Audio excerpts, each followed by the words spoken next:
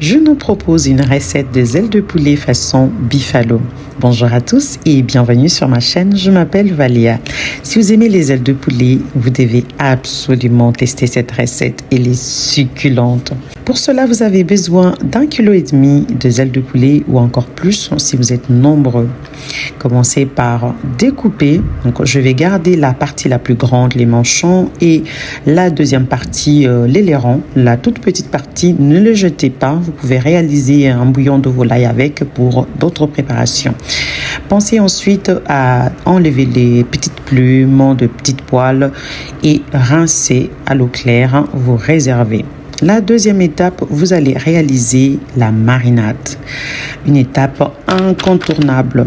Donc, je commence dans un saladier. J'ai placé de la muscade moulue, du paprika fumé, du poivre, du curry, de l'ail moulu, du bouillon de légumes, de la sauce soja, du vinaigre de vin que vous pouvez remplacer par du jus de citron, environ 1 cuillère à soupe, et enfin de l'huile d'olive. Vous remuez. Vous allez ensuite verser toute la marinade.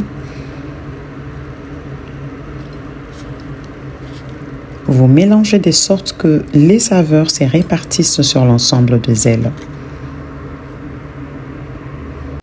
Une fois que vous avez terminé, vous allez couvrir d'un film alimentaire et laisser mariner 30 à 1 heure au réfrigérateur.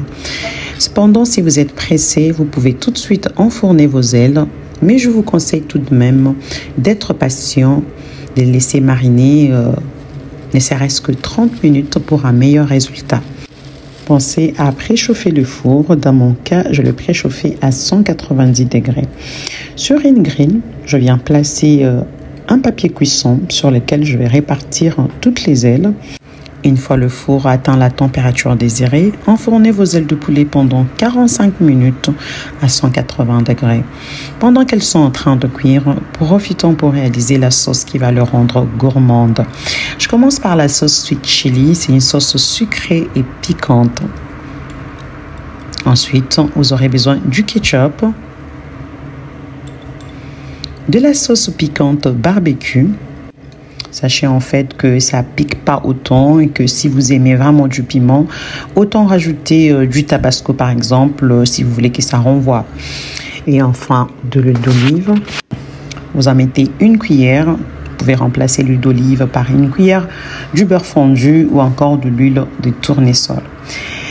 Voici à quoi ressemblent nos ailes de poulet après cuisson. Elles sont bien cuites, bien dorées.